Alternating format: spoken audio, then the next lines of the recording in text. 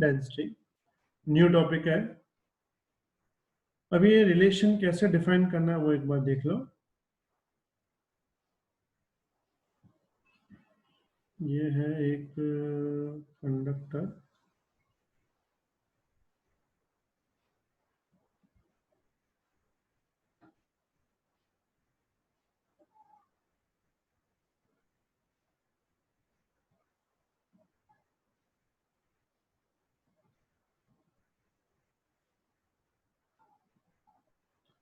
ठीक है। एक कंडक्टर है जिसकी लेंथ है L,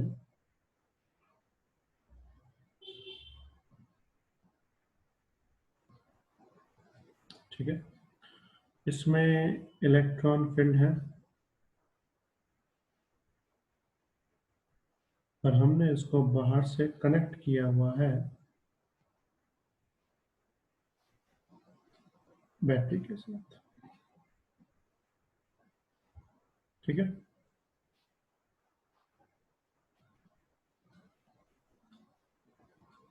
सिंपल बात है, अगर हम बैटरी के साथ इसको कनेक्ट करेंगे तो ये क्या करेंगे,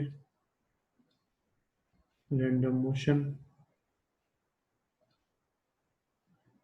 और सारे इलेक्ट्रॉन सेम टाइप का रैंडम मोशन करेंगे। सब किस साइड जाएंगे, राइट साइड, ठीक है। अब पूरा ध्यान,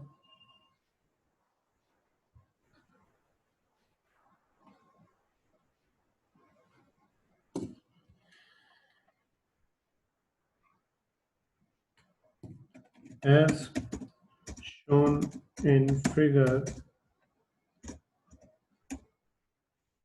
consider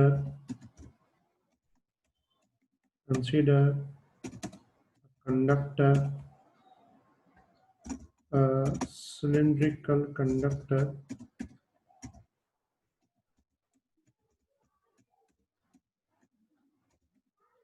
of length L and cross section area capital A. Suppose number density of electrons in conductor is small n, और नंबर डेंसिटी होता क्या है, capital N upon capital V। जैसे मास डेंसिटी होता है ना, मास अपॉन वॉल्यूम, वैसे number density क्या होता है, नंबर अपॉन वॉल्यूम। बात समझ में आई यहाँ तक, ठीक है। भाई फिगर के हिसाब से एक सिलेंडरिकल कंडक्टर लेंथ A है, एरिया A है, सॉरी लेंथ L है, एरिया A है, और उसकी नंबर डेंसिटी कितनी है, N है, is equal to N upon V। कोई डाउट यहाँ तक? Now the conductor is connected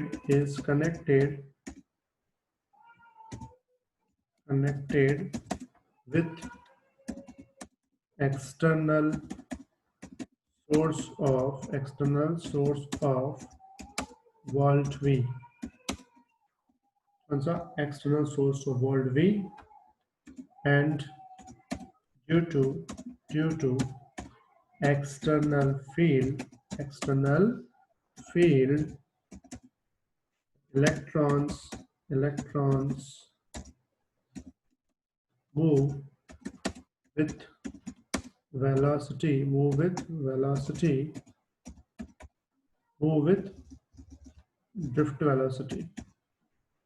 drift velocity vd। Clear है यहाँ तक बात?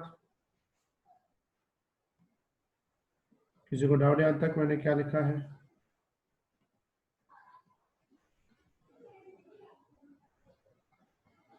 No sir.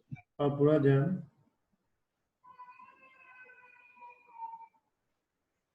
now electric charge passing through conductor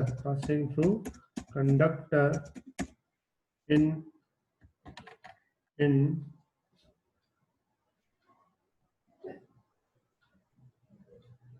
delta T time, हम नाम देते हैं कौन सा टाइम, डेल्टा टी टाइम। ठीक है, तो चार्ज की फॉर्मूला पड़ी हुई है, delta Q is equal to N ई।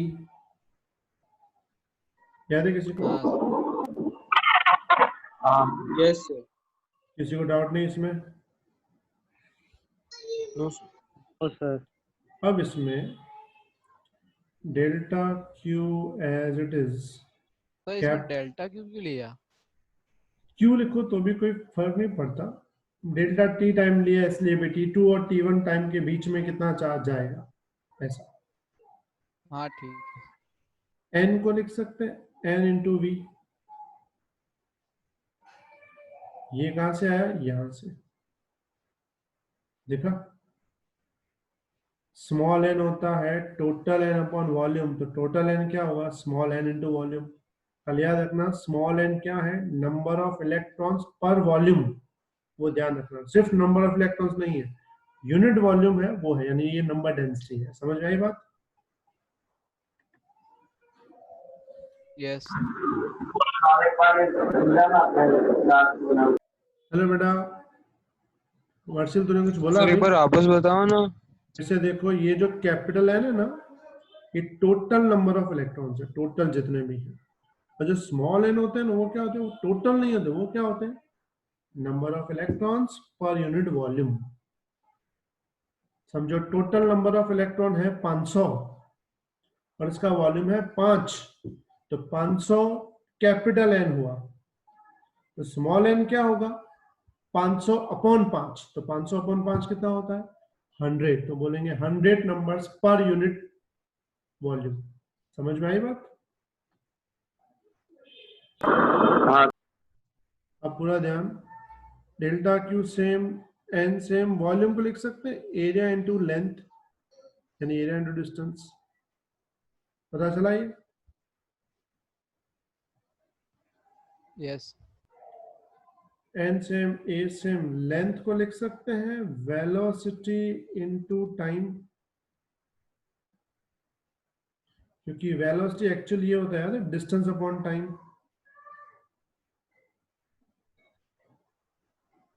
पता है हाँ वेलोसिटी क्या होता है? Distance upon time. तो अगर मैं सिर्फ डिस्टेंस को सब्जेक्ट बनाऊं तो वेलोसिटी इंटू टाइम आ जाएगा। समझ में आई बात यहाँ तक? हाँ इसको लिख सकता हूँ delta Q upon delta T is equal to N A V D E. पता चला क्या किया मैंने? डेल्टा टी को नीचे ले लिया। अच्छा, कोई बता सकता है delta Q upon delta T क्या होता है?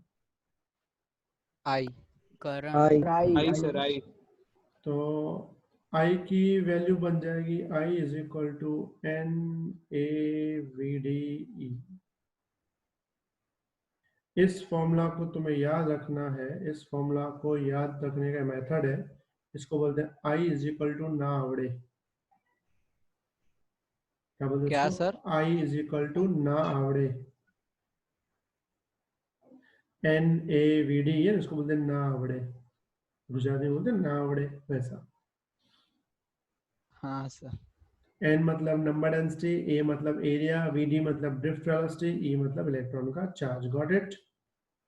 अगर मैं इसमें a को नीचे ले आऊं, सामने क्या बचेगा? एनवीडी। तो पता है I अपॉन a क्या होता है? जे। Current density. हाँ, तो J is equal to formula बन जाएगी NeVd।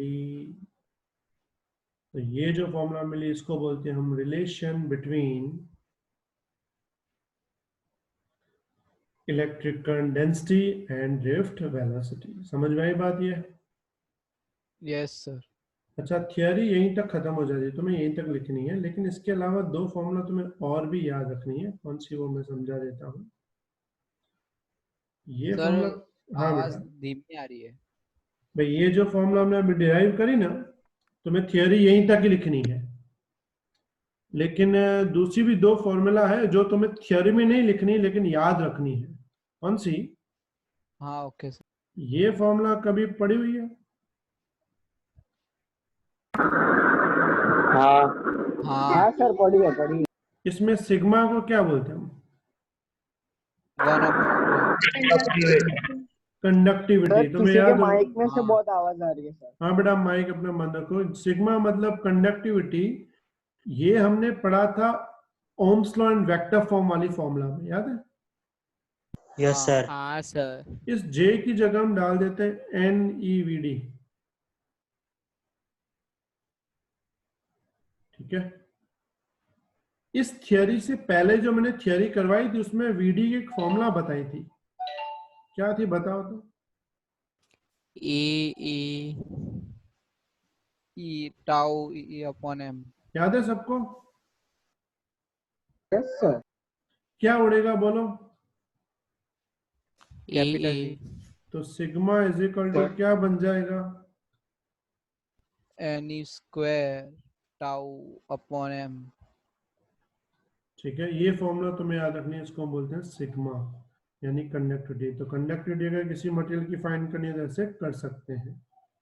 इसमें अलावा एक और चीज कि अगर तुम्हें पूछा हो resistivity of material, resistivity of material, तो रेजिस्टिविटी की फॉर्मूला क्या थी याद है? इसका रो उल्टा 1 is upon rho. Equal to 1 upon sigma, याद है?